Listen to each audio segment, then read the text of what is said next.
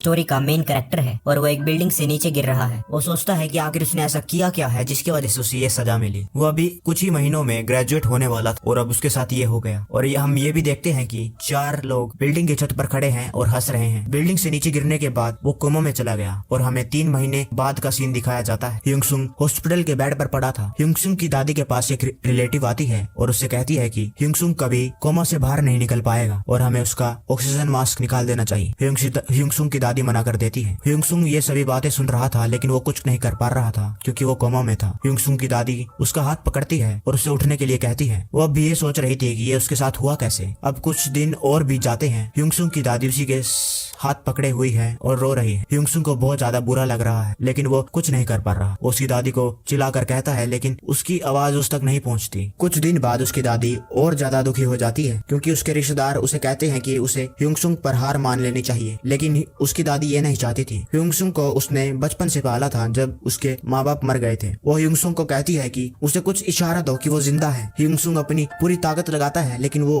अपनी बॉडी बिल्कुल भी नहीं हिला पाता। जिसके बाद कई साल बीत जाते हैं और उसका भाई आता है उसे देखने के लिए और वो कहता है कि वो अब और सहन नहीं कर सकता। ह्यूंगसुंग के जाने के बाद वो लड़के अब उसके छोटे भाई को तंग करने लग गए हैं और वो कहता है कि उसकी दादी अब एक रेस्टोरेंट में काम करने लग गई है ताकि वो उसके हॉस्पिटल का बिल भर सके, लेकिन उसको चोट लग गई है और वो कहता है कि अब मुझे क्या करना चाहिए। और ये भी सोचता है कि अगर वो मर जाता तो उनके लिए कितना अच्छा होता और रोने लगता है और अपने भाई को उठने के लिए कहता है लेकिन वो कोमा में था और कुछ कर नहीं पा रहा, लेकिन वो उसकी बात सुन रहा था। और अब 3 साल बीत चुके हैं और उसका भाई भी उससे मिलने कई दिनों से नहीं आया। और जिसके बाद कुछ नर्स बात कर रही थी कि इसकी दादी अब इससे दोबारा मिलने कभी नहीं आई और अब वो टीवी की वॉल्यूम और ज्यादा बढ़ा सकते हैं। ये सुनकर ह्यूंगसुंग को गुस्सा तो आ रहा था लेकिन वो कुछ कर नहीं सकता था। जिसके बाद ह्यूंगसुंग उन लोगों को याद करने लगता है जिसकी वजह से ये सब हुआ। उन सभी के चेहरे उसे हूबहू याद थे और वो उन टीचरों को भी याद करता है कि जिन्होंने उसकी मदद नहीं की और उन बुली लोगों का साथ दिया। वो अपने दिमाग में सोचने लगता है कि वो उन्हें कैसे पीटेगा, कैसे उनसे बदला लेगा हर एक मूव, और एक परफेक्ट प्लान बना लिया। लेकिन अब 10 साल बीत चुके हैं और अब उसके पास कोई उम्मीद नहीं बची है। उन 10 सालों में उसने ये सोचा था कि उन बुली लोगों से और उन सभी लोगों से उसे बदला कैसे लेना है, लेकिन उसकी सारी उम्मीद धरी की धरी रह गई। 10 साल हो चुके हैं लेकिन वो अभी भी कोमा में। अब उसके लिए ये सब कुछ भी मायने नहीं रखता और वो कहता है कि प्लीज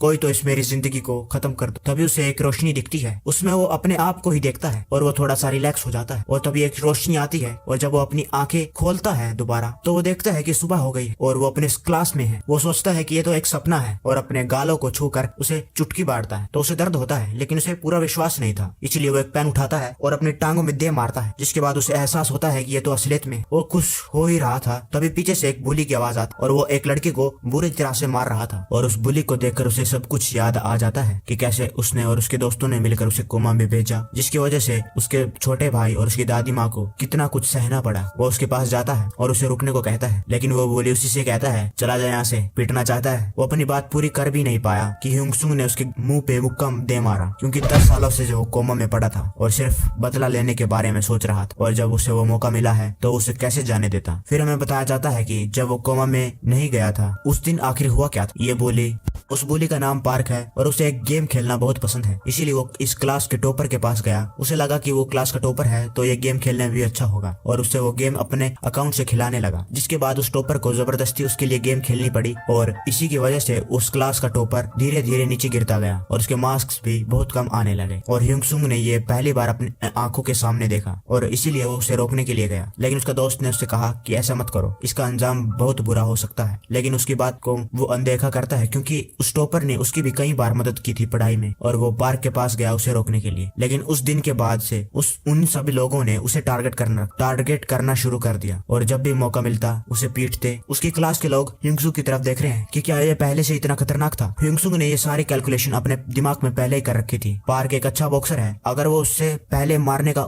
मौका देगा तो वो पक्का हारता, इसीलिए उसने पहले पार्क पर वार किया और उसे मारता ही जा रहा था। पार्क ह्यूंगसुंग को देखने के लिए मुंडी घुमाता तो ह्यूंगसुंग उसके मुंह पर लात मार मार देता। पार्क अपने हाथ आगे करता है तो ह्यूंगसुक उसके हाथों पे मार देता। वो उसे बिल्कुल भी मौका नहीं दे रहा था और पूरी तरह पीटे जा रहा था। तभी एक उड़ती हुई चेयर आती है। ह्यूंगसुक उसे डॉज कर लेता है। जब वो देखता है कि ये चेयर कहाँ से आई तो वो देखता है कि पार्क के दोस्त है और वो ह्यूंगसुक को रुकने के लिए कहते हैं। ह्यूंगसुक कहता है कि अगर वो नहीं रुका तो वो लोग देखते हैं कि ह्यूंगसुक जरा सा भी डरा हुआ नहीं है और जंग मिन्हो उनमें से एक सोचता है कि क्या ह्यूंगसुक पागल हो गया है। उनमें से एक बड़ा सा बॉडी बिल्डर टाइप कैंग ह्यूंगसुक की तरफ बढ़ता है, लेकिन इससे पहले वो लड़ाई शुरू कर पाते स्टूडेंट आता है और कहता है कि टीचर आ गए हैं, जिसकी वजह से उन लोगों को वहाँ से जाना पड़ता है। जाने से पहले कैंग ह्यूंगसुक को कहता है कि तेरे तो लग गए, क्लास खत्म होते ही मैं जरूर आऊंगा। जिसके बाद क्लास शुरू हो जाती है। पार्क को अभी भी समझ नहीं आ रहा था कि उसके साथ हुआ क्या और वो अपने दिमाग में ह्यूंगसुक को गालियां दे रहा था और उसे पीटने का प्लान बना रहा था। और वो कहता है कि वो तो बस उसका ज्यादा ध्यान नहीं था इसलिए वो पीट गया, लेकिन अब क्लास खत्म होते ही उसे वो बहुत मारेगा और क्योंकि उसके दोस्त भी आने वाले हैं तो वो उसे तब तक मारेगा तब तक वो बेहोश नहीं होगा। जिसके बाद पार्क के दोस्त भी घड़ी की तरफ बार बार देख रहे थे कि कब क्लास खत्म होगी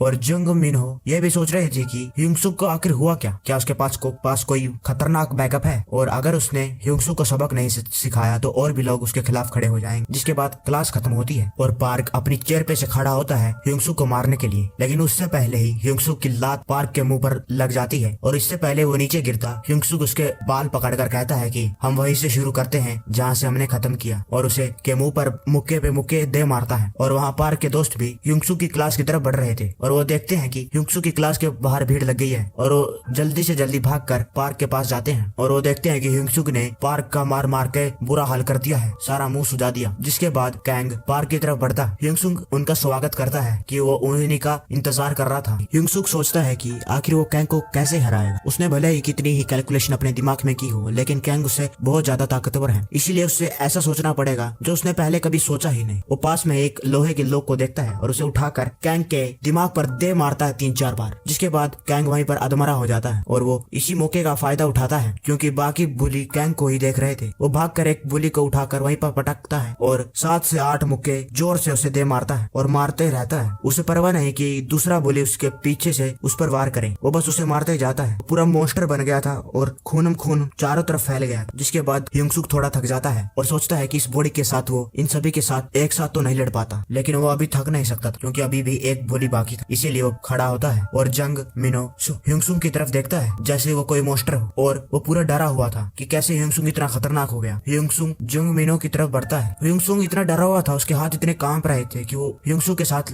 लड़ाई भी नहीं कर पा रहा। ह्यूंगसुक अपना मुक्का उस पर मारने वाला था। जंग मिन्हो अपनी आंखें बंद कर लेता है। उसका मुक्का उसे पड़ने वाला था, लेकिन उसकी बदकिस्मती से टीचर आ जाता है और उस लड़ाई को यहीं पर खत्म कर देता है। वो बोली हंसने लगता है क्योंकि उनके 3 दोस्त वहीं पर पड़े हैं और टीचर ने उसे देख लिया है और ह्यूंगसुक तो अब गए। टीचर उसे अपने ऑफिस में ले जाता है और उसे डांटने लगता है कि ये सब स्कूल में नहीं चलता और अब तुम्हें स्कूल से निकलना होगा। इससे पहले वो टीचर और प्लान बना पाता। ह्यूंगसुक उस टीचर को कहता है कि इतना ज्यादा ओवर रिएक्ट करने की जरूरत नहीं है। ऐसा नहीं है कि स्कूल में पहले ऐसा केस नहीं हुआ है, पहले भी और बच्चे पीटे हुए हैं और आज भी बस ऐसा ही हुआ है। ज्यादा ओवर रिएक्ट करने की जरूरत नहीं है और वो इस मामले को चुपचाप रफा दफा कर सकता है। ऐसा सुन के टीचर को गुस्सा आ जाता है और वो घुमा के एक ह्यूंगसुक के सर पर पट्टी मार देता है। ह्यूंगसुक को पहले से मालूम था कि ऐसा जरूर होगा क्योंकि वो कोमा में इसी वजह से गया था क्योंकि पिछली बार उसके टीचर ने उसकी मदद नहीं की और बस चुपचाप डरपोकों की तरह बस इग्नोर करते रहे। इससे पहले वो टीचर ह्यूंगसुक को दोबारा पट्टी मारने वाला था। ह्यूंगसुक कहता है कि अपनी आवाज और अपने हाथ नीचे कर और वो ये भी कहता है कि उसे मालूम है कि टीचर ने कई सारे बच्चों के पापाओं से पैसे लिए, खास करके उस बुली जंग मिन्हो जिसे वो अभी मुक्का मारने वाला था, लेकिन इस टीचर के आने की वजह से वो बच गया। और इतना ही नहीं, उस टीचर का इंग्लिश टीचर के साथ चक्कर है जिसके 3 बच्चे हैं और अगर ये सब बाहर फैल गया तो उसका क्या होगा। उसकी बीवी उसे तलाक दे देगी, स्कूल से वो बाहर निकाल दिया जाएगा और कोई स्कूल वाले इस बदनामी के डर से उसे दोबारा से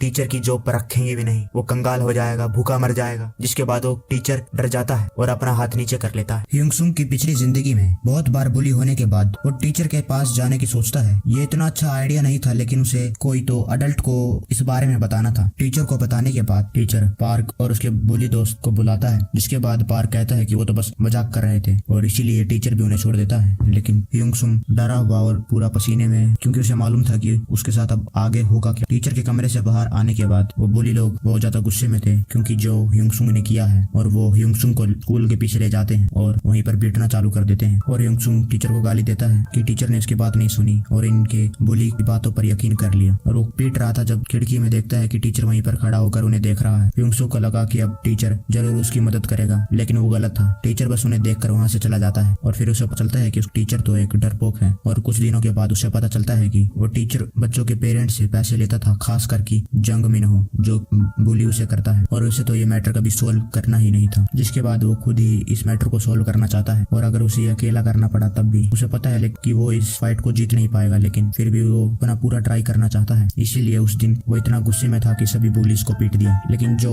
ह्यूंग-सू ने किया है उसकी वजह से जंग मिनहो के पेरेंट्स कंप्लेन करते हैं, और उसी की वजह से ह्यूंग-सू की ग्रैंड माँ को उनसे माफी मांगनी पड़ती है, और जंग मिनहो उसे ही ब्लेम करके पूरी सिचुएशन को उसी के खिलाफ कर देता है। और स्कूल में भी उसे ही पनिशमेंट मिलती है, लेकिन पार्क और उसकी दोस्त बच कर निकल जाते हैं। और उसी दिन कोमा में उसे पता चलता है कि सिर्फ उसके हिम्मत करने से कुछ नहीं होगा, उसे कोई अडल्ट उसकी साइड पर चाहिए, कोई बढ़िया पावरफुल बंदा जिसकी मदद से वो अपना रिवेंज ले सके। और अब हम यहाँ पर प्रेजेंट पर आ जाते हैं, जहाँ उसके टीचर पूरा शौक में थे कि जो ह्यूंग-सू ने उसे बताया, और वो ऐसे कहता है कि ह्यूंग-सू तो सिर्फ मजाक कर रहा है, उसे कुछ पता ही नहीं। लेकिन ह्यूंग-सू तो सीरियस था और कहता है कि जब भी मुझसे बात तो केयरफुली होकर करो। जिसके बाद ह्यूंग-सू कहता है कि एक सीनियर स्टूडेंट की मदद से वो जंग मिनहो के पेरेंट्स से मिला, और उसी से उसकी केयर करने के बदले में उसे हर महीने अच्छे खासे पैसे मिलते हैं। और यही नहीं, इंग्लिश टीचर के साथ जिसके 3 बच्चे हैं कई बार मोटल भी गया। जिसके बाद ह्यूंग-सू कहता है कि मुझे क्या और भी कहना चाहिए। उसका टीचर हैरान हो जाता है कि उसे इतना सब कहाँ से पता। ह्यूंग-सू उसे और बेइज्जत करता है कि वो उसने कितनी गंदी लाइफ जी, और अगर ये सभी चीजें बाहर आ गई तो उसकी जिंदगी टीचर की पूरी बर्बाद हो जाएगी, और इसे हल्के में मत लेना। अगर मुझे स्कूल छोड़ना भी पड़ा ना तब भी मैं ये बातें बाहर निकाल के जाऊंगा। और उसका टीचर कुछ बोल भी नहीं पाता। और फिर हमें पता चलता है कि जब ह्यूंग-सू 3rd ईयर में था ये बातें तभी रिवील हो गई थी क्योंकि उसकी पत्नी ने उसे इंग्लिश टीचर के साथ पकड़ लिया था। जिसके बाद उसकी बीवी ने उसे डाइवोर्स दे दिया, और उसकी बीवी की फैमिली बहुत ज्यादा अमीर है और खतरनाक भी। और अगर उससे पता चल गया कि उसके साथ ऐसा हो रहा है तो उसकी फैमिली वाले छोड़ेंगे नहीं, और इसीलिए ह्यूंग-सू को मालूम था कि ये ब्लैकमेल जरूर काम करेगा। जिसके बाद वो टीचर ह्यूंग-सू के सामने सर नीचे करके खड़ा हो जाता है। जिसके बाद वो टीचर ह्यूंग-सू से माफी मांगता है और कहता है कि अब उसे क्या करना चाहिए। जिसके बाद ह्यूंग-सू कहता है तुम जैसे जी रहे हो बस वैसे ही जीते रहो, तुम जो कर रहे हो बस वही करते रहो, बस फर्क इतना है पहले तुम जंग मिनहो के लिए करते थे, अब मेरे लिए करो, और इस मैटर को यहीं पर दबा दो। किसी भी कीमत पर तुम्हें जो करना पड़े वो करो। अगर तुमने मेरी बातें मानी तो ये बातें कभी बाहर नहीं निकल पाएगी, और जब तक वो ग्रेजुएट होगा तब तक ये बातें कहीं बाहर नहीं निकलेगी। टीचर उस डरपोक था और वो कहता है कि वो अपना पूरा कोशिश करेगा। जिसके बाद ह्यूंग-सू उस कमरे से चला जाता है। जब वो हॉल में था अपनी क्लास की तरफ जाते वक्त वो अपने प्लान के बारे में सोच रहा था। जब वो क्लास की तरफ जा रहा था वही क्लास में जंग मिनहो उसी की क्लास में तबाही मचा रहा था, कुर्सियों चेयरों को इधर उधर फेंक रहा था कि कौन है मेरे से पंगा लेने वाला, देखा मेरे से जो पंगा लेगा चूर चूर हो जाएगा, कि वही पूरे स्कूल का गुंडा है। और ह्यूंग-सू को वहीं पर डरा रहा था, आजा कहाँ छुप गया ह्यूंग-सू।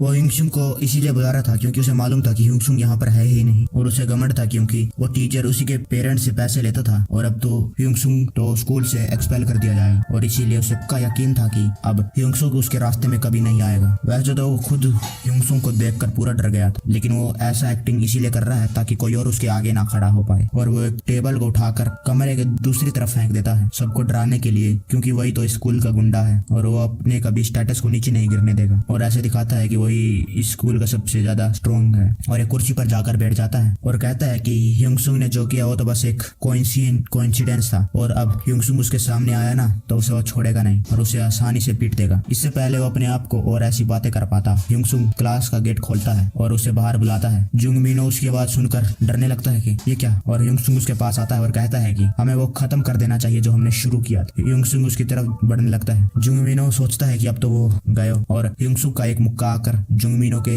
मुंह पर लगता है और वो जमीन पर जाकर पड़ता है। और जब जंग मिनहो ह्यूंग-सू को देखता है वो देखता है कि एक डीमन उसकी तरफ बढ़ रहा है, लेकिन इससे पहले वो और कुछ कर पाता ह्यूंग-सू की लातें जंग मिनहो की तरफ बढ़ चुकी थी। इससे पहले कि वो बेहोश हो पाता ह्यूंग-सू जंग मिनहो को अपने फेस के पास लाता है और उसे और ज्यादा मारता रहता है। वो इतना मारता है कि वो कुछ कह भी नहीं पा रहा था और किसी को मदद के लिए बुला भी नहीं पाता। ह्यूंग-सू उसे पीट कर बहुत मजे ले रहा था, और जंग मिनहो ये देखकर कहता है कि ये तो पागल है, पूरा पागल। ह्यूंग-सू उसे और ज्यादा फेस पर मारता है। जंग मिनहो सोचता है कि कोई तो उसे बचा लेगा, और इधर उधर देखने के बाद उसे वही टीचर दिखता है। वो सोचता है कि अब तो वो बच गया, लेकिन वो हैरान हो जाता है जब वो टीचर दूसरी तरफ मुंह करके चला जाता है। ह्यूंग-सू उसे कहता है कि तुम्हारी मदद करने के लिए कोई भी नहीं आएगा। ये सब होने से पहले 5 मिनट पहले वो टीचर अपने कमरे में बैठकर सोच रहा था कि ह्यूंग-सू ने जो भी उससे कहा है अगर वो ह्यूंग-सू को पनिश नहीं करेगा तो विक्टिम के पेरेंट्स को वो क्या जवाब देगा, खास करके जंग मिनहो के पेरेंट्स जिससे वो पैसे लेता था और वो काफी अमीर घर के हैं। और जंग मिनहो के पेरेंट्स ने ही स्कूल को को अच्छे खासे डोनेशन दी थी, जिसकी मदद से स्कूल को दोबारा पेंट किया गया। ये सोच कर टीचर बहुत ज्यादा डर रहा था और उसे एक सोल्यूशन मिलता है कि वो ह्यूंगसुंग और जुंगमिनो को अलग रख देगा और आपस में कभी मिलने नहीं देगा, जिससे कि ये क्लैश होगा ही नहीं। और वो ह्यूंगसुंग को भी रिक्वेस्ट करेगा कि ह्यूंगसुंग जुंगमिनो के साथ पंगा ना ले। वो सोचता है कि ये तो फुल प्रूफ प्लान है और अपनी चेयर से उठकर उनकी क्लास की तरफ जाता है। लेकिन वो जब वहां पर जाता है तो देखता है कि ह्यूंगसुंग पहले से ही जुंगमिनो को पीट रहा है और अब बहुत ज्यादा देर हो चुकी है। और जब जुंगमिनो उसकी तरफ देखता है तब टीचर वहां से चला जाता है, क्योंकि उसे पता है अगर वो कुछ भी करेगा तो उसकी जिंदगी तो पूरी तरह से तबाह हो जाएगी। और अब प्रेजेंट में ह्यूंगसुंग जुंगमिनो को चांटे पे चांटे पेल रहा है और अभी भी उसका मन नहीं भरा। वो अभी भी बहुत ज्यादा गुस्से में है। वो सोच रहा है कि इतने सालों तक उन लोगों ने उसे बुली किया और अब वो आखिरकार जुंगमिनो का सूजा हुआ मुंह देखकर उसे छोड़ देता है ताकि कहीं वो एक दो और खाकर मर ना जाए। उसके बाद वो अपनी सीट पर जाकर बैठ जाता है और जुंगमिनो को देखता है। अगर ह्यूंगसुंग चाहता तो उन लोगों से के साथ पंगा ना लेकर अपनी पीसफुल लाइफ जी सकता था, लेकिन इतने सालों से अपने अंदर की जो भावनाएं उसके अंदर दबी थी और उनसे पंगा लेने का, उनसे रिवेंज लेने का जो मकसद था वो इतना ज्यादा था कि उसने आते ही पार्क को मार दिया और फिर जुंगमिनो के साथ भी पंगा ले लिया। उसे अब कोई डर नहीं है क्योंकि उसके पास एक फुल प्रूफ प्लान है और वो सोचता है कि प्रिंसिपल उससे जरूर पंगा लेगा और उसे अच्छी खासी पनिशमेंट देगा। और बहुत सारे विटनेस लोगों ने उसे देख लिया है जुंगमिनो को मारते हुए और अब वो इसे नहीं रोक पाएगा अगर वो चाहेगा भी तो। और अगर वो इस छोटे से स्कूल को भी नहीं संभाल पाता तो वो अपने रिवेंज को कैसे पूरा करेगा। जिसके बाद प्रिंसिपल एक मीटिंग बुलाता है और ह्यूंगसुंग सामने वाली चेयर पर बैठा हुआ है और वो प्रिंसिपल कहता है कि वो ये इस चीज को बर्दाश्त नहीं कर पाएगा। और वो कहता है कि क्या विटनेस लोगों ने इसका को देखा हुआ है। वो कहते हैं कि हाँ। इससे पहले कि इंग्लिश टीचर और कह पाती, वो किम टीचर इंग्लिश टीचर को कहता है कि मत करो, अगर ह्यूंगसुंग अगर स्कूल से निकाल दिया गया तो ये सारी बातों को बाहर फैला दे। फिर वो किम टीचर प्रिंसिपल से कहता है कि हाँ, ह्यूंगसुंग ने उस पर वार किया है लेकिन वो सिर्फ अपने बचाव में। जुंगमिनो ने पहले उसे बुली किया लेकिन उसने अपने बचाव में उसे मारा। प्रिंसिपल कंफ्यूज हो गया क्योंकि किम ह्यूंगसुंग की साइड ले रहा था। किम फिर से कहता है कि वो पार्क और उसकी गैंग बाकी लोगों को बुली करते थे और खास करके ह्यूंगसुंग को ही, लेकिन एक दिन उसने तंग आकर उन सभी पर अपने बचाव में वार किया। अगर हमें उसको निकाल देंगे तो ये तो सिर्फ नाइंसाफी होगी। जिसके बाद वो प्रिंसिपल टीचर को चुपचाप बैठने के लिए कहता है। प्रिंसिपल ये ऐसा इसलिए कर रहा था क्योंकि उसे भी मालूम है कि जुंगमिनो के पेरेंट्स इसे आसानी से जाने नहीं देंगे और उन्हीं की डोनेशन से स्कूल अच्छा खासा चल रहा है और उन्हें शांत करने के लिए उन्हें ह्यूंगसुंग को सजा तो देनी पड़ेगी और उसे पावरफुल लोगों के साथ अच्छे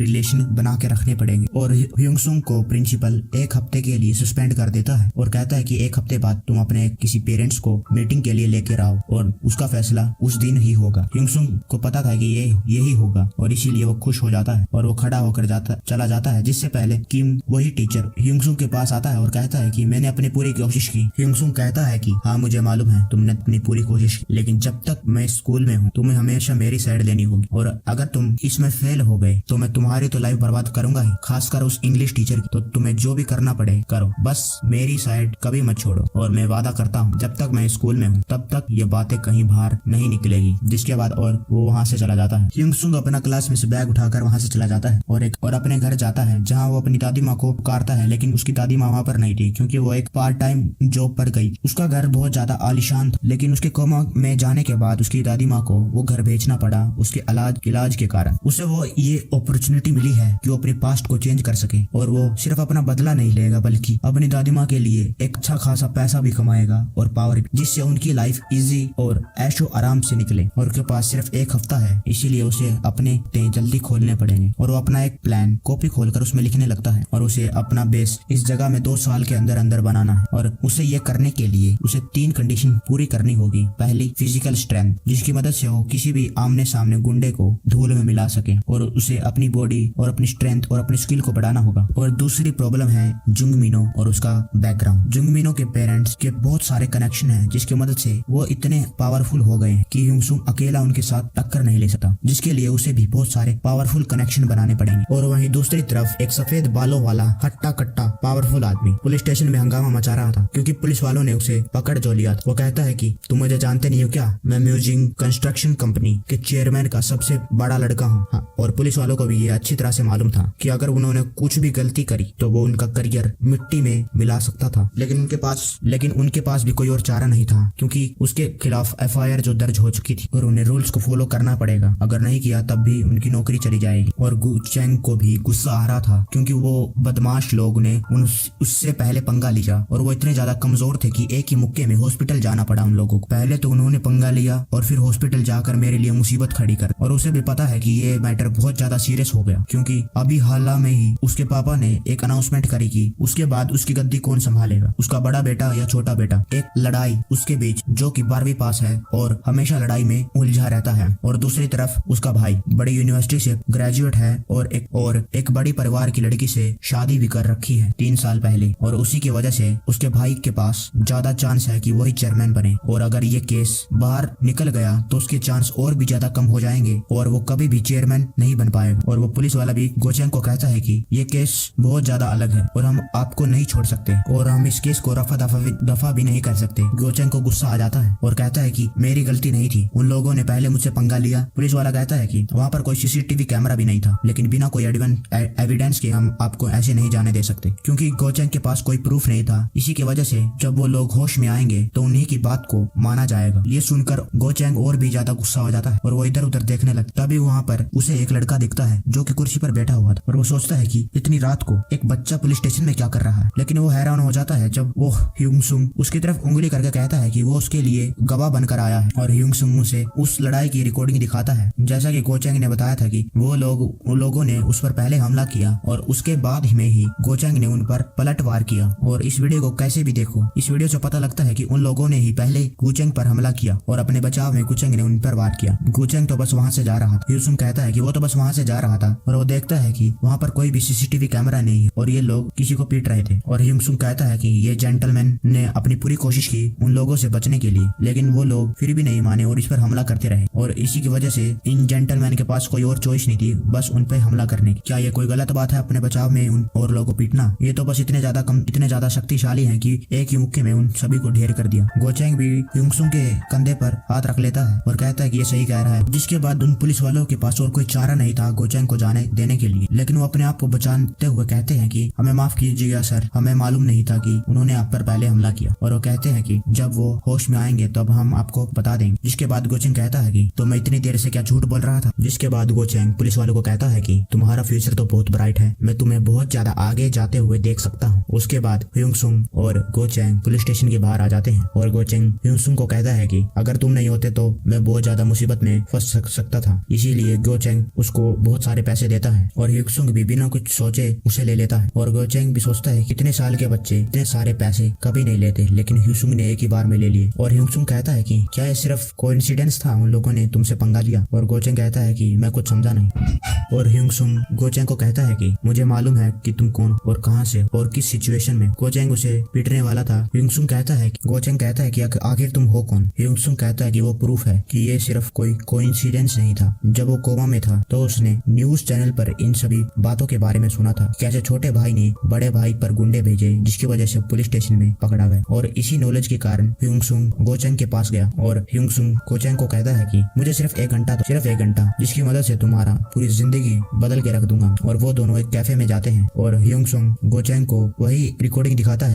लड़ाई होने के 30 मिनट पहले 3 लोग एक स्टोर के सामने खड़े होते हैं जैसे कोई वो रेगुलर कस्टमर हो, लेकिन वो किसी का इंतजार कर रहे थे। जैसे ही गोचेंग आया वो लोग उसे गालियां देने लगे और उससे जानबूझकर लड़ाई करने लगे। गोचेंग पहले तो उनसे लड़ने की कोशिश नहीं कर रहा, लेकिन जैसे वो और ज्यादा गालियां देने लगे गोचेंग ने उन पर हमला कर दिया। गोचेंग कहता है कि मुझे पहले से शक था, और वो ये भी कहता है कि जब से ये चेयरमैन की गद्दी की अनाउंसमेंट हुई है तब से उसके साथ ये ऐसे हादसे हो रहे हैं। ह्यूंग सुंग कहता है कि क्या हो अगर ये सभी हादसे तुम्हारे छोटे भाई गोआन ने करवाए। गोचेंग को भी पहले से शक था, लेकिन वो ये नहीं जानना चाहता था कि उसी के छोटे भाई ने उस पर ये गंदी हरकतें करी। वो इतने अच्छे माहौल में बड़ा हुआ, बड़ी यूनिवर्सिटी में से ग्रेजुएट हुआ, इतनी गंदी चालें चलेगा। और गोचेंग कहता है कि तुम्हारा क्या मकसद है? ह्यूंग सुंग चाय की घूंट लेता है और सोचता है कि जितनी भी चीज उसे याद है, म्यूजियम कंस्ट्रक्शन अभी तो सिर्फ कंट्री के छोटे से हिस्से में जानी जाती है, लेकिन जैसे जैसे वो और ज्यादा बड़ी होगी पूरे कंट्री में वो फैल जाएगी, क्योंकि म्यूजियम कंस्ट्रक्शन ने हमेशा अपने कस्टमरों के लिए ही काम किया है और जब भी घर बनाते तो हमेशा हाई और वैल्यूएबल मटेरियल का ही यूज करते और कभी भी कॉस्ट कटिंग नहीं करी ताकि उनके घर मजबूत बन सके, जिसकी वजह से कस्टमरों ने भी उनसे ही घर बनवाए और खरीदे। लेकिन जैसे ही उनकी कंपनी बढ़ने लगे उनके दोनों बेटे गायब हो गए और पूरे शहर में खबर फैल गई कि छोटे भाई की करतूत बड़े भाई ने पकड़ ली और गोचेंग ने उसे गुस्से में एक मुक्का मार दिया, जिसके बाद छोटा भाई हमेशा के लिए पैरालाइज हो गया। और इन्हीं दोनों की हरकतों से उनके पापा गुस्सा आ गए और और दोनों बेटों को गद्दी का हकदार बनाने से मना कर दिया। और इन दोनों भाई की करतूतें इंटरनेट पर फैल गई और मीम भी बन गए और इसी की वजह से उसे इन लोगों के बारे में इतना पता है और उसी की मदद से वो आज गोचैंग की मदद कर पाया। और उसके बाद चेयरमैन की गद्दी पर किसी और ने राज किया और फिर वो पूरी कंट्री में फैल गए। और ह्यूसुंग चाहता नहीं है कि फ्यूचर चेंज हो जाए, लेकिन गोचैन बड़ा भाई गुस्से वाला है और उसका छोटा भाई एक चालाक और शातिर आदमी है जो अपने मकसद को पाने के लिए जमीन से भी नीचे गिर सकता है। और इसीलिए उसके पापा ने उन दोनों को ही गद्दी का हकदार नहीं बनाया, लेकिन वो उसके लिए जरूरी बात नहीं है। उससे कोई फर्क नहीं पड़ता अगर फ्यूचर चेंज हो जाए, उसे तो बस अपना बदला लेना है और अपने परिवार का ध्यान रखना है। और ह्यूसुंग कहता है कि मैं तुम्हारी मदद करूंगा चेयरमैन बनने में और तुम्हारा बदला लेने में भी गोवैन से। गोचैन उसकी बातें सुनकर हंसने लगता है कि ऐसे छोटा सा बच्चा मेरी मदद करेगा। और ह्यूसुंग कहता है कि मुझे मालूम है कि कई सारे लोग तुम्हारी मदद कर रहे हैं चेयरमैन बनने में, लेकिन मुझे ये भी मालूम है कि वो सिर्फ तुम्हारे कानों में अच्छी बातें डाल रहे हैं और मैं तो सिर्फ एक हाई स्कूल का स्टूडेंट होकर तुम्हारे छोटे भाई की करतूत को पकड़ सकता हूँ, लेकिन वो तुम्हारे साथ होकर कुछ भी नहीं बता पाए क्योंकि वो लोग तो तुम्हारे छोटे भाई की ही तरफ हैं, बस तुम्हारे कान भरने में के लिए भेजे हुए हैं। ह्यूसुंग कहता है कि मैं नहीं चाहता कि तुम मुझ पे बिलीव करो, मुझे तो सिर्फ एक मौका चाहिए ताकि मैं एक रिलेशनशिप बना सकूं तुम्हारे साथ, सिर्फ ट्रस्ट पर। गोचैन बाहर जाकर सिगरेट जलाकर सोचने लगता है कि उसे क्या करना चाहिए। तभी उस कैफे का ओनर आता है कि यहाँ पर सिगरेट मत पियो, जिसके बाद गोचैन गुस्सा हो जाता है और कहता है कि यहाँ से चला जा वरना मैं इस कैफे को ही डिस्ट्रॉय कर दूंगा। जिसके बाद वो भाग जाता है और ह्यूसुंग उसे शीशे के आर पार देख रहा था कि एक बिगड़ैल लड़का इतने बड़ी कंपनी का बड़ा वारिस टाइम बॉम्ब की जैसे है, अगर उसे छुआ तो वो फटकर उसे ही नुकसान दे सकता है। लेकिन उसने उसे इसलिए अप्रोच नहीं किया क्योंकि वो एक अच्छा बंदा नहीं है, बल्कि वो इतना पावरफुल है कि वो अपने बदले के लिए अपने छोटे भाई को भी डिस्ट्रॉय करने के लिए तैयार है। और इसीलिए उसे लगता है कि उसका रिवेंज लेने में उससे बढ़िया आदमी कोई और हो ही नहीं सकता। और गोचैंग बाहर खड़े होकर सोच रहा था कि उसके पास कुछ भी नहीं है जो उसके छोटे भाई के पास है, और ऐसा चलता रहा तो उसका छोटा भाई गद्दी पर राज करेगा। और क्या उसे एक 17 साल के लड़के पर यकीन करना चाहिए जिसे वो पहली बार मिला है। और फिर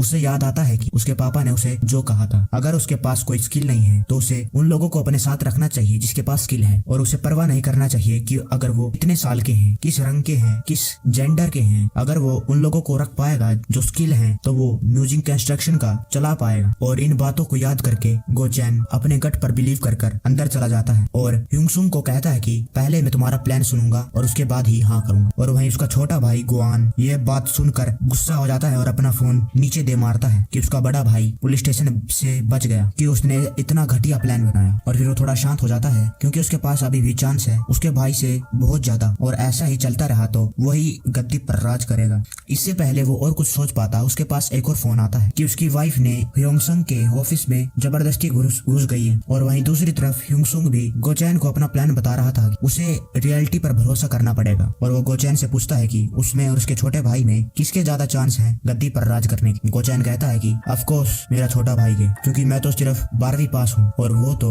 बहुत बड़ी यूनिवर्सिटी से MBA का कोर्स करके ग्रेजुएट हुआ है, और उसकी वाइफ भी बहुत बड़ी फैमिली से आई है। और ह्यूसुंग कहता है कि गोआन ने पहले से ही ये प्लान बना रखा था कि गद्दी पर वो ही राज करेगा, और इसीलिए इतने बड़े यूनिवर्सिटी से वो पास हुआ और एक बड़ी फैमिली की लड़की से शादी, और इसी की वजह से उसने तुम्हारे और उसके बीच में बहुत बड़ा गैप बना लिया। और वहीं दूसरी तरफ तुम जो 12वीं पास और कई सारे झगड़ों में और कई बार पुलिस स्टेशन में भी गए हो, तो तुम्हारी मदद आखिर कौन ही करेगा। गोचैन भी गुस्सा हो जाता है, लेकिन वो भी ह्यूसुंग की बातों को मना नहीं कर सकता था क्योंकि ये सब सच था। ह्यूसुंग कहता है इन सब चीजों के बावजूद भी तुम्हारे बहुत ज्यादा चांस है कि तुम ही गद्दी पर राज करो। जिसके बाद गोचैन थोड़ा सा शांत हो जाता है और ह्यूसुंग को कहता है कि अच्छे से समझाओ। जिसके बाद ह्यूसुंग कहता है कि तुम्हारे छोटा भाई अभी भी बहुत सारे एडवांटेज में है, लेकिन फिर भी तुम्हारे पापा ने ये गद्दी की रेस क्यों करी, क्योंकि तुम्हारे पापा चाहते थे कि तुम्हारा छोटा भाई गद्दी की रेस में दौड़े और जीते। तुम्हारे और उसके बीच में इतना गैप है कि कंपटीशन की कोई जरूरत नहीं थी, लेकिन तुम्हारे पापा ऐसा चाहते थे। लेकिन अगर क्या हो, अगर तुम्हारा छोटा भाई नीचे गिर जाए जिस लेवल पर तुम हो। और ये बात सुनकर गोचैन समझ जाता है कि आखिर ह्यूसुंग कहना क्या चाहता है। ह्यूसुंग कहता है कि क्या होगा अगर तुम और तुम्हारा छोटा भाई एक ही लेवल पर हो, तब तुम्हारे पापा किसको चुनेंगे, तब कंपटीशन शुरू होगा। अभी तो कंपटीशन है ही नहीं।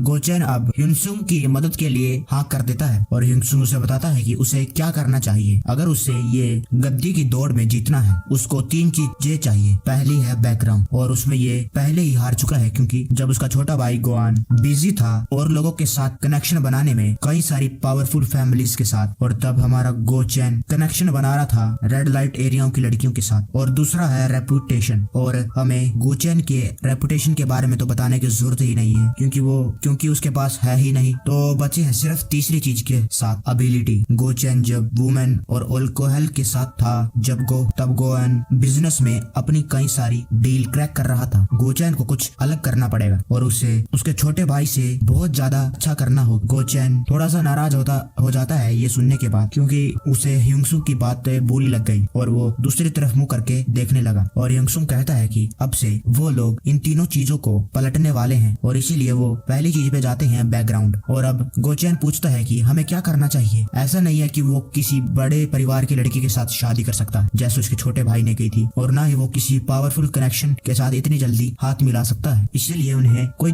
उल्टे तरीके के बारे में सोचना होगा और ऐसा करने के लिए उन्हें उसके छोटे भाई गोआन को उसकी वाइफ से अलग करना होगा, क्योंकि जब उसकी वाइफ का सपोर्ट उससे हट जाएगा तो उसका बैकग्राउंड भी और उसका कनेक्शन भी वहीं से कट हो जाएगा और गोआन गोचेन के लेवल पर आने लगेगा। और ये प्लान बनाने के बाद वो उसे पूरा करने में कॉन्फिडेंस दिखाते हैं। और अब कुछ मिनटें बीत जाती हैं। गोचेन और गोएन दोनों भाई अपने पापा के सामने बिल्डिंग में खड़े हैं और गोएन उसका छोटा भाई उसके पापा से माफी मांगता है जो भी हुआ, और उसका पापा कहता है कि वो उसकी माफी एक्सेप्ट नहीं कर सकता और वो उसे बास्टर्ड भी कहता है और वो गोआन को बहुत ही ज्यादा नफरत से देखता है। और वो और ये भी कहता है कि उसने उसके ससुर से भी बात करी है और उसने कहा है कि वो गोआन को लेसन सिखाएगा ताकि ये दोबारा ना हो और बातें डिवोर्स तक ना बढ़ पाए। और गोआन की वाइफ ने गोआन से कहा है कि वो कुछ दिनों के लिए उससे अलग रहेगी और वो कैसे उसे मनाएगा। और गोआन उसके पापा से दोबारा माफी मांगने लगता है, लेकिन वो दोबारा से गुस्सा हो जाता है कि उसकी कोई जरूरत नहीं है और मैंने तुमसे पहले भी कितनी बार समझाया है कि जब एक आदमी अपने औजार के साथ खेलने लगता है तब उसका परिवार खतरे में आ जाता है और गिरने की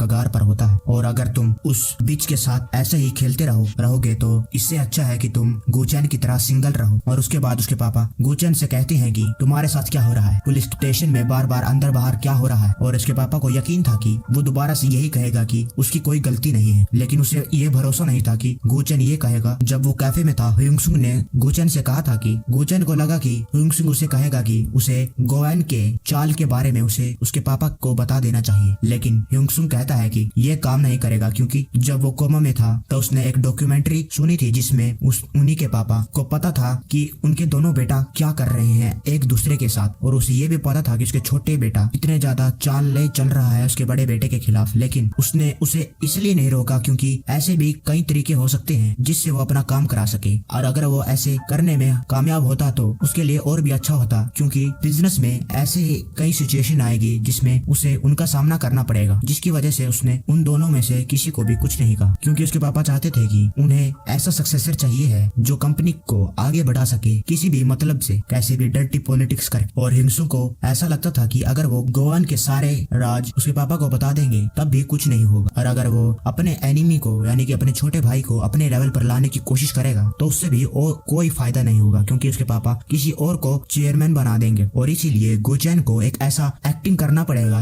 जैसे कि वो चेयरमैन के पद के लिए सबसे बढ़िया कैंडिडेट है। उसे ऐसा दिखाना होगा कि वो बदल गया है, और इसीलिए ह्युनसुंग गोचेन को कहता है कि उसे क्या करना चाहिए। और हम वहाँ पर आ जाते हैं और गोचेन अपने पापा से कहता है मुझे माफ कर देना, आगे से ये दोबारा कभी नहीं होगा। और वो अपने पापा के सामने और भी ज्यादा झुक जाता है, क्योंकि उसे मालूम था सिर्फ बातों से काम चलने वाला नहीं है, उसे और ज्यादा झुकना पड़ेगा। और वो ये भी कहता है कि जो भी हो, लेकिन इतनी बड़ी कंपनी के बड़े बेटे को इन सब मामलों में उलझना नहीं चाहिए था, मुझे माफ कर देना। और अब से वो इन सिचुएशन का ध्यान रखेगा और हमेशा सोच के अपना एक्शन करेगा। और वो अपने पापा को कहता है कि मैं सजा के लिए हकदार हूँ, प्लीज मुझे सजा दें। और इतना सब कहने के बाद पासा पलट जाता है। उसके पापा कहते हैं कि मैंने सुना था कि लड़ाई तो उन बदमाशों ने पहले शुरू करी थी और तुमने तो लड़ाई करने की कोशिश भी नहीं की। और उसके पापा गोचेन के कंधे पर हाथ रखते हैं और कहते हैं कि तुमने बहुत अच्छा किया इस प्रॉब्लम को ठिकाने लगाकर, और मुझे तुम पर प्राउड है। जिसके बाद वो दोनों भाई कमरे के बाहर आ जाते हैं और गोआन गोचेन की तरफ देख रहा है और अपने मन में गाली दे रहा है, और उसे मालूम नहीं है कि उसकी वाइफ को उसके होटल की लोकेशन दी किसने, जिसकी वजह से वो पकड़ा गया। और अगर वो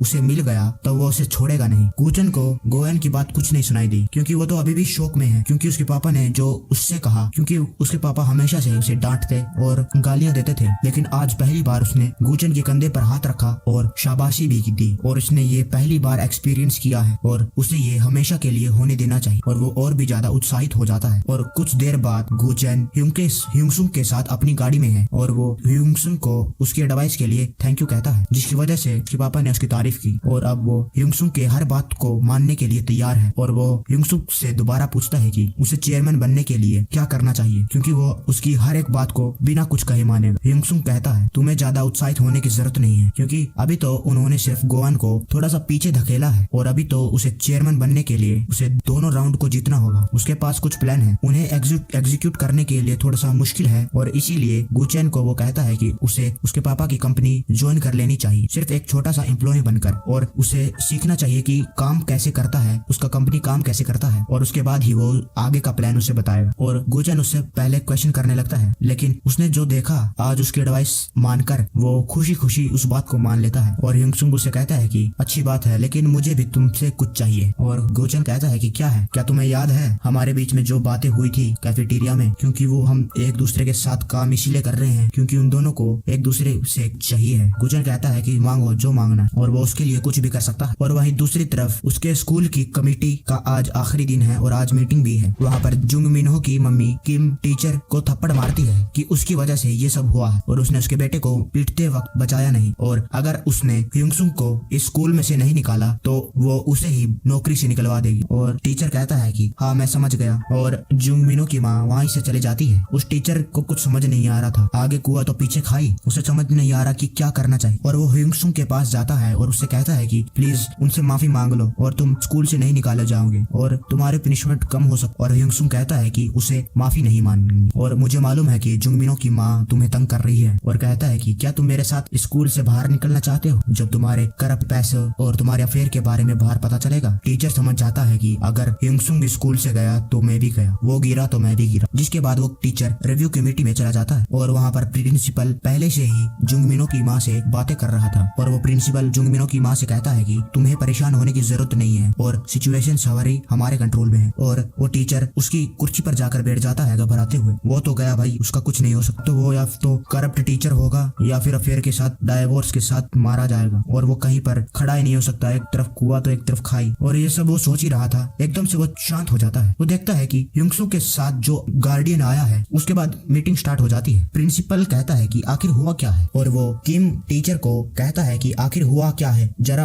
अच्छे से बताओ। वो टीचर एकदम से अपनी कुर्सी पे खड़ा होता है और कहता है कि जुंग मिनो और उसके दोस्त पहले ह्यूंगसुंग को bully करे और उसके बाद ह्यूंगसुंग ने अपने बचाव में उन लोगों को मारा, और यहाँ तो जुंग मिनो ही bully करता था और आज वो पिट गया है और अब वो विक्टिम बन गया है। जुंग मिनो की माँ हैरान हो जाती है, अभी तो मैं उसको थप्पड़ मार के आई थी और अब इसको क्या हो गया एकदम से। तो हमें पता चलता है कि टीचर ने ह्यूंगसुंग के गार्डियन को देख लिया और उसे पहचान लिया कि ये तो म्यूजिंग कंस्ट्रक्शन कंपनी का चेयरमैन का बड़ा बेटा है। गूचेन तो इतना बड़ा आदमी है और जुंग मिनो की माँ तो उसके सामने चींटी बराबर भी नहीं है, और बिना कुछ समझे इसीलिए वो ह्यूंगसुंग की साइड हो गया। लेकिन उसे ये नहीं समझ में आ रहा था कि इतना बड़ा आदमी ह्यूंगसुंग के गार्डियन बन के कैसे आ गया। प्रिंसिपल भी हैरान था और वो टीचर को कहता है कि अच्छे से समझाओ, तुम ठीक तो हो, दिमाग तुम्हारा विला तो नहीं। टीचर कहता है मैं ठीक हूँ, मैं सही से समझाता हूँ। जुंग मिनो और उसके दोस्त कई सारे बच्चों को तंग करते थे और एक दिन ह्यूंगसुंग ने उन्हें देख लिया और उन्हें रुकने को कहा, लेकिन वो नहीं रुके और उल्टा ह्यूंगसुंग को पीटने लगे। इसीलिए ह्यूंगसुंग ने अपने बचाव में उन सभी पर पलटवार किया। बस इतना ही हुआ है और असली बुली जुंग मिनो है, और वो बाकी लोगों की तरफ भी देख कर बातें कर रहा था ताकि वो उसकी बातों में आ जाए, क्योंकि वो नहीं चाहता था कि अब इतने बड़े आदमी गूचेन और ह्यूंगसुंग दोनों को नाराज कर सके, और वो उनकी साइड पूरी तरह से हो जाना चाहता था क्योंकि वो अपने बारे में भी बहुत ज्यादा सोच रहा था। और क्या अगर कोई उसको मारेगा तो वो अपने बचाव में पीट भी नहीं सकता, ये कहाँ की बात हुई। और वो तो अपने आप को सिर्फ बचा रहा और वो अपनी बातें खत्म करके आराम से बैठ जाता है। सभी हैरान थे, यहाँ तक कि प्रिंसिपल को भी समझ नहीं आ रहा था। पहली बार हमारे स्कूल में से 4 बच्चे पीट कर हॉस्पिटल गए और आकर पता चलता है कि उन्होंने ही लड़ाई स्टार्ट करी। और प्रिंसिपल ये भी कहता है ह्यूंगसुंग ने इन चारों को बहुत ज्यादा बुरी तरह से मारा और उसको ये समझ नहीं आ रहा कि कौन सही है और कौन गलत, लेकिन पनिशमेंट देना जरूरी है ताकि और ऐसे ज्यादा इंसिडेंट स्कूल में ना हो। और इसीलिए उन्हें जानना है कि आखिर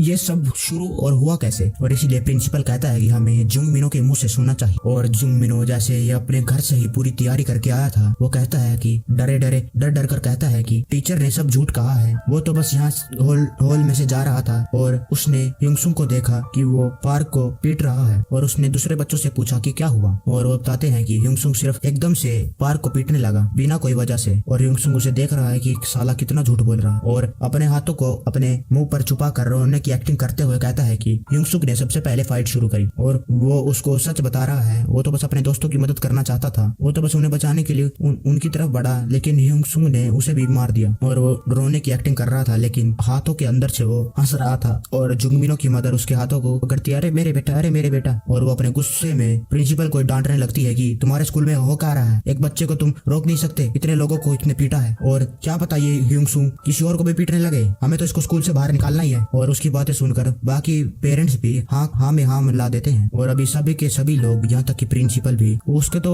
स्कूल में डोनेशन जुंगमिनो की माँ देती थी, इसी वजह से वो भी और बाकी सभी लोग भी उसी की तरफ हो गए। और हॉस्पिटल में वो तीनों जो पिट कर गए हैं वो हॉस्पिटल में गेम खेल रहे हैं और टाइम पास कर रहे हैं। वो सोच रहे थे कि युंगसुंग तो अब स्कूल में से का एक्सपेल कर दिया जाएगा क्योंकि जुंगमिनो की मदर उसे कहीं नहीं छोड़ेगी, और वो अपने बेटे के लिए स्कूल भी तोड़वा सकती है अगर उसके बेटे को इंसाफ नहीं मिला। और पार्क कहता है कि अगर वो एक्सपेल नहीं हुआ तो मैं उसको हर दिन इतना मारूंगा जब तक वो अपनी आखिरी सांसें भी तक मुझसे भीख नहीं मांगेगा, और अगर वो स्कूल से निकाल दिया गया तो वो जहाँ जाएगा उसके पीछे जाकर उसे हर रोज पकड़ कर पीटेंगे। क्या कहते हो? लेकिन उन्हें क्या पता स्कूल में क्या चल रहा है। गोचैन टेबल पर मुक्का मारता है और कहता है कि ये आखिर हो क्या रहा है। वो गुस्सा हो रहा है और वो बिना डरे गोचैन जुंगमिनो की माँ को गाली दे देता है, बिच क्या कह रही हो तुम्हें मालूम भी आखिर हुआ क्या है? तो कहता है कि बिचेस सच क्यों नहीं बोलते, क्या उन लोगों को ये नहीं मालूम कि आखिर हुआ क्या है? जब टीचर ने कह दिया है जुंगमिनो ने पहले लड़ाई शुरू करी तो तुम मानते क्यों नहीं हो, और तुम्हें क्या लगता है ये शैतान की शक्ल का सच बोल रहा है? और प्रिंसिपल भी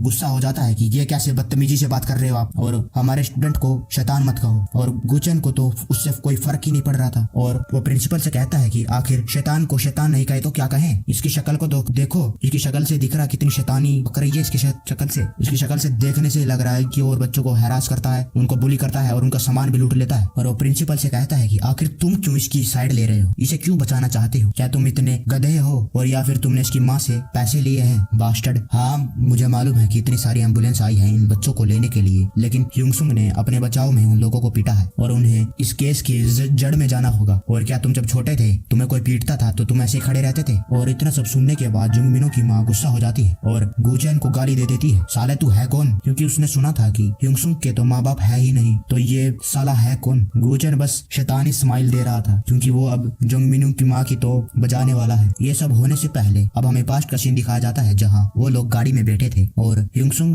गुचैन को उसका स्कूल में गार्डियन बनने कर आने के लिए कहता है, और कहता है कि दुश्मन को हराने के लिए उसे बहुत सारी चीजें चाहिए और उसके लिए उसे के पास बहुत सारी चीजें होनी चाहिए, और उसके लिए मैं सिर्फ गोचैन तुमसे एक ही चीज चाहता हूँ और वो है पावर। और वो कहता है कि मैं स्कूल में बहुत सारी प्रॉब्लम खड़ी करने वाला हूँ, जिसके लिए मुझे ऐसा बंदा चाहिए जो मेरी छोटी क्या बड़ी से बड़ी प्रॉब्लम स्कूल के अंदर और स्कूल के बाहर सबको मैनेज करने में मेरी मदद कर सके, क्योंकि मैं माइनर हूँ और मैं लीगल केसेस में अभी पढ़ नहीं सकता, तो मुझे एक ऐसा अडल्ट चाहिए जो मेरी लीगल इलीगल सभी चीजों में मेरी मदद कर सके। और गोचर की मदद से वो इस सिटी में सबसे पावरफुल हो जाने वाला है और कोई भी उसकी तरफ उंगली भी नहीं कर सकता। और ऐसा मत समझो कि मैं सिर्फ तुम्हारी पावर के लिए आया हूँ, बदले में मैं भी तुम्हें वादा करता हूँ कि मैं तुम्हें चेयरमैन की सीट जरूर दिला के रहूंगा, सिर्फ चेयरमैन क्या उससे भी ऊपर ले जाने वाला हूँ। गोचन कहता है कि उसकी तुम्हें कोई जरूरत नहीं है परेशान होने की, क्योंकि मैं ऐसी चीजों में बहुत ज्यादा माहिर हूँ, तुम किसी को मारो पीटो या काट डालो, तुम्हें उसकी चिंता करने की जरूरत नहीं है। और अब हम प्रेजेंट में आ जाते हैं और गोचन कहता है कि